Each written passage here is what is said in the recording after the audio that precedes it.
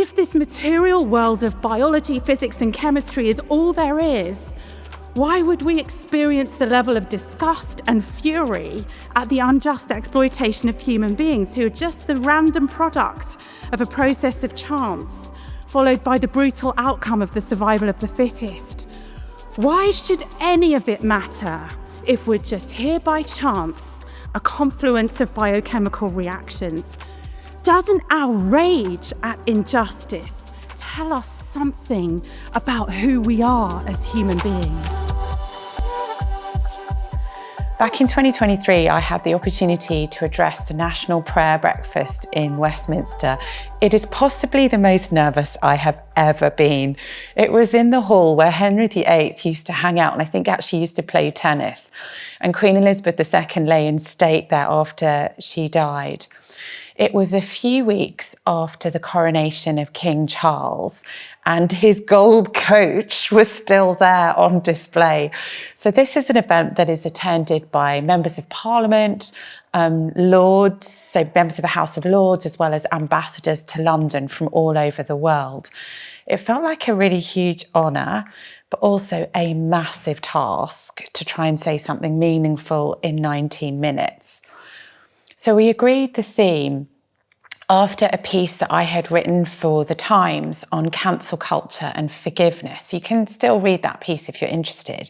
And that had seemed to really resonate. I was basically trying to share the view that the greatest gift the Christian faith can offer our age is the possibility of forgiveness that doesn't undermine or minimise the seriousness of moral harm.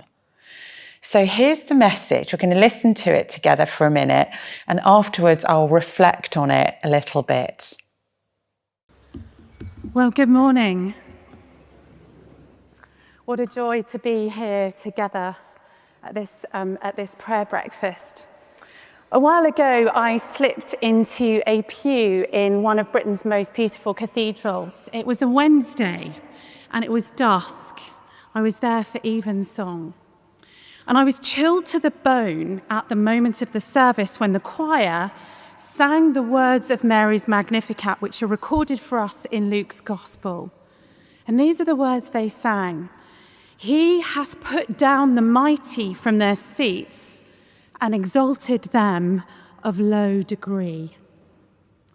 I'd spent that day sitting in the public gallery of a court, supporting someone who is giving evidence in a criminal trial concerning childhood sexual abuse.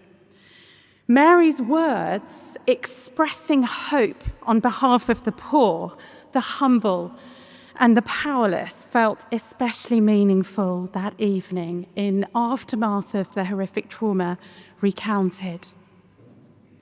Several weeks later, I remembered those words of Mary again when I sat in a basement room in a different city with another woman giving testimony to investigators about the violent assault she had endured at the hand of a teacher who lectured in the institution where she worked.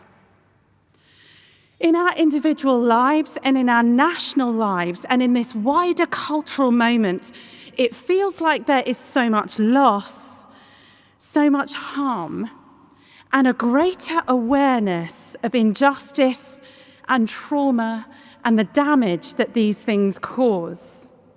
Justice movements recognize the potency of harm, the harm inflicted on another human being when wrong is done. And we are a generation rightly crying out for justice. But that means when we really think about the pain of such harm, the word forgiveness might make some of us flinch. It might sound a little bit like a minimizing of harm. The former Archbishop of Cape Town, Desmond Tutu, held his post during the apartheid era in South Africa, winning the Nobel Peace Prize in 1984 for his opposition to the brutal regime. And he led the country's Truth and Reconciliation Commission after the election of Mandela. And he was frequently seen crying during the hearings as victims faced and challenged their torturers, telling their stories and reliving the atrocities. And the central purpose of that commission was to promote reconciliation and forgiveness among perpetrators and the victims of apartheid through a full disclosure of truth. Tutu wrote, "Forgiving is not forgetting. It's actually remembering. Remembering and not using your right to hit back. It's a second chance for a new beginning." And the remembering part is particularly important, especially if you don't want to repeat what happened. In other words, forgiveness and civil justice are not mutually exclusive. But in our quest for justice, is it possible that in 21st century Britain, we've lost the art of forgiveness? Instead, at the moment, it feels like something more akin to hatred and a lack of tolerance is all around us. From the impetus to punish a person whose ideas or behaviour we disagree with by shunning the transgressor, to lobbying to get someone fired or banned from speaking or publishing or lecturing, a lack of grace thrives. High-profile individuals have had to endure campaigns of harassment and intimidation in the name of justice. And everyone in this room involved in public life in some way will have experienced the volatile and ominous nature of interacting online and in other settings. But we're not alone in this experience. Ordinary people, including many school children today in Britain, teenagers, are now fearful to express their thoughts in case they get it wrong and find themselves attacked. And once singled out, there is no hope for public forgiveness and much less for redemption. Public floggings are back in the form of group shaming and boycotting. But forgiveness feels like it's gone, the lost art of a bygone age. Accountability is everything. Redemption feels impossible.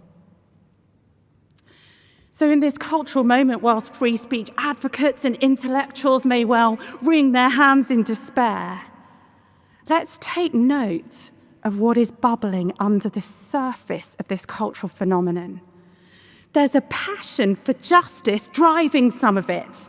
At its core, there is a stark refusal to roll over and just accept harm.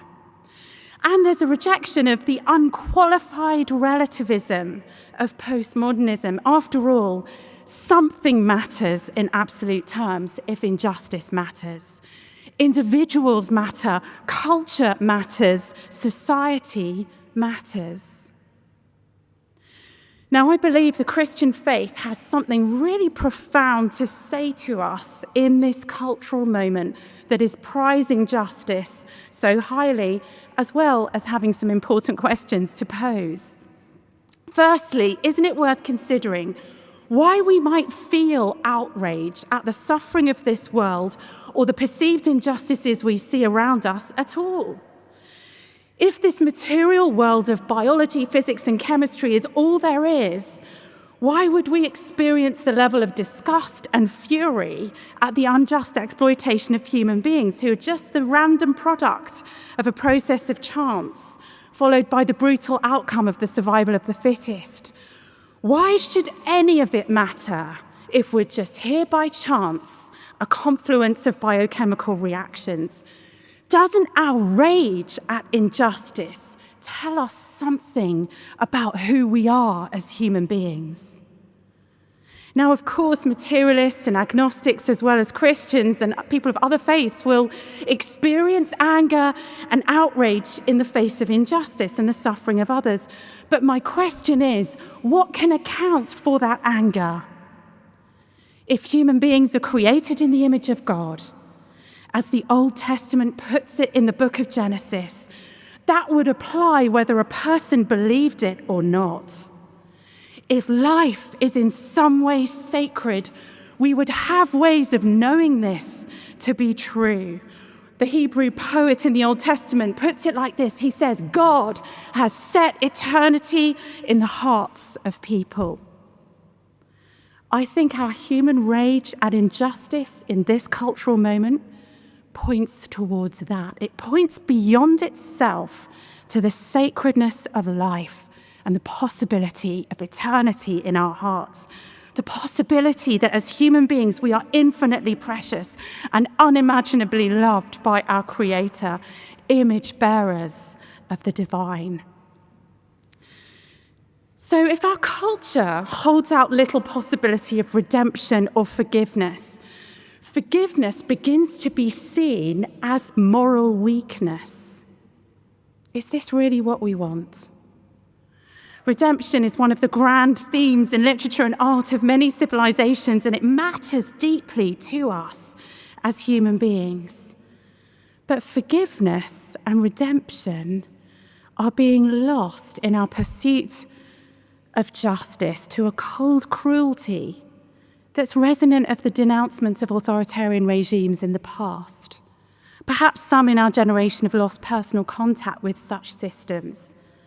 At 47, I'm old enough to remember conversations with my grandparents who escaped from East Germany in order to avoid being taken by the Soviets to Siberia, coming to Britain with the clothes on their back. My father, who was just a small child on that day, is here today. They had observed and lived under the cruelty of totalitarian political systems, both right-wing and left. And they and we are wired for redemption, longing for something more than that, knowing that the possibility of forgiveness matters greatly. So the big question I want to suggest to you this morning is this: is there such a thing as forgiveness and redemption that does not minimize harm or dehumanize those who have suffered horror? I want to suggest today that genuine faith, shaped by the historic personality of Jesus Christ, has something truly profound to offer us in this regard.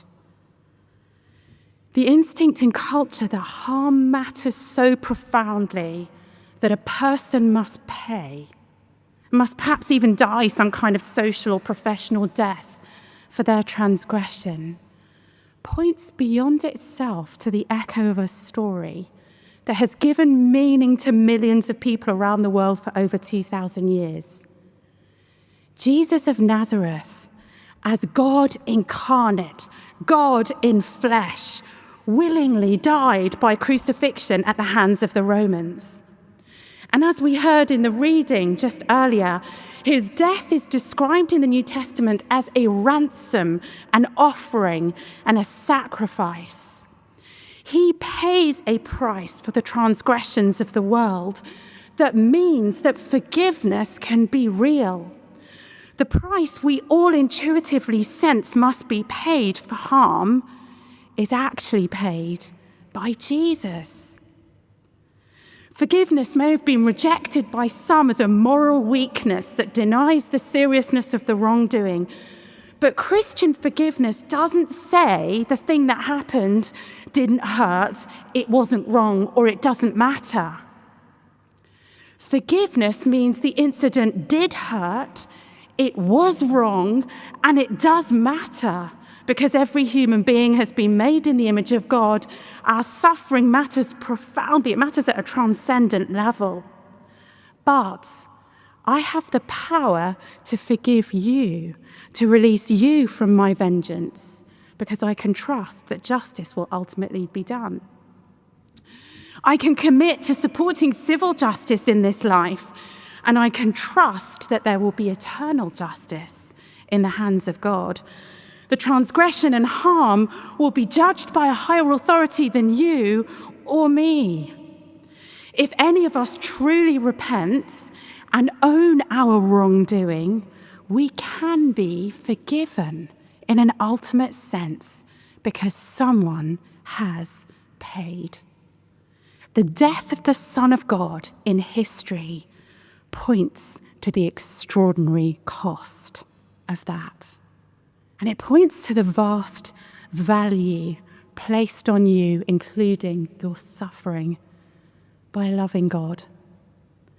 Christian forgiveness underlines the seriousness of the hurt and evil that has occurred, since forgiving it requires the suffering and the death of the Son of God. That is not cheap. In practical terms, I want to suggest that the concept of Christian forgiveness then is a gift to any culture. Forgiveness and redemption are possible, and outrage at injustice has a foundation in reality. The Christian message acknowledges that wrongdoing is real and there is a real need for justice. And it challenges us to admit that all of us are flawed in some way ourselves. All of us also need forgiveness. The late Queen Elizabeth II noted in her 2016 Christmas broadcast, "Forgiveness lies at the heart of the Christian faith. It can heal broken families, it can restore friendships, and it can reconcile divided communities. It is in forgiveness that we feel the power of God's love." My dear friend is Archbishop of Jos in Plateau State, northern Nigeria. His name is Benjamin Kawashi, and he has survived 3 assassination attempts and a brutal assault on his wife, Gloria, and the burning of his home. The incredible suffering that this couple have been through drove both of them to their knees.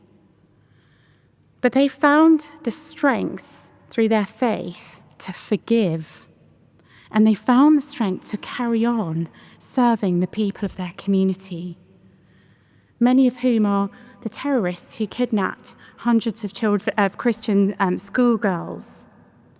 The Kawashis have adopted 85 orphans and live in a place of incredible tension with the most outstanding joy and peace I have ever seen. They live in a flow of forgiveness that builds schools and trains leaders to love across difference.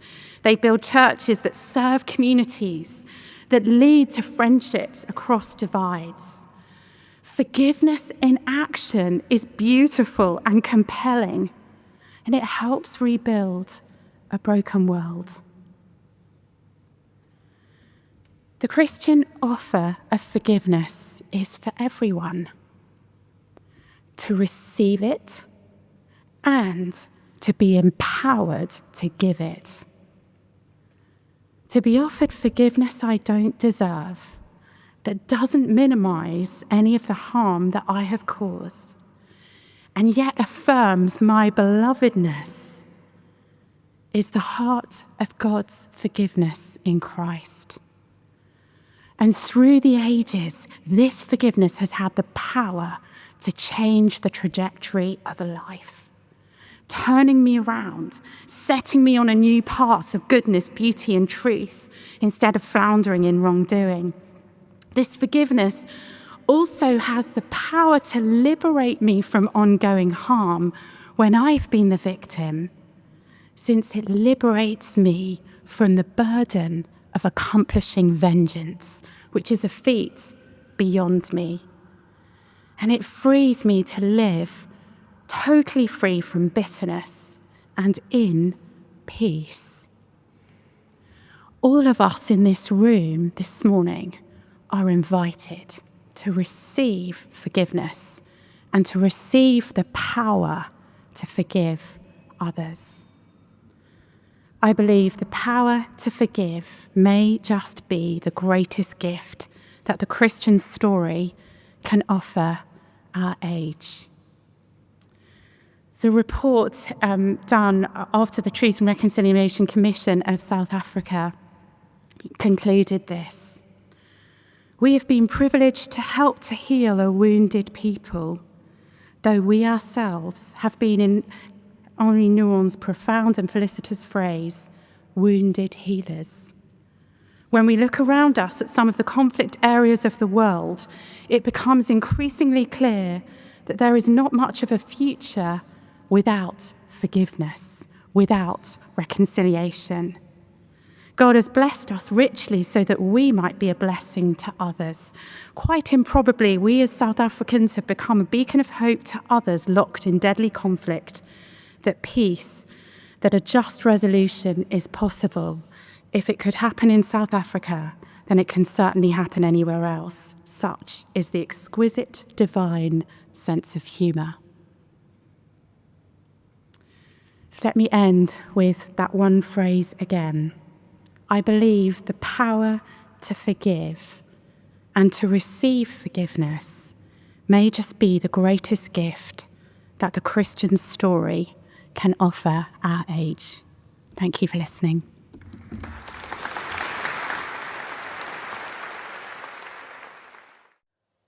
Why moral harm matters and death for transgression resonates. Why is forgiveness in Jesus alone? How do we bring alive the magnitude of the cross, a cosmic event in history? How do we show that this makes sense in different nations? So I use the South Africa story, for example, and the personal appeal. This is for you and for me in the message. I don't know if you noticed that idea that we all need a personal relationship with Christ.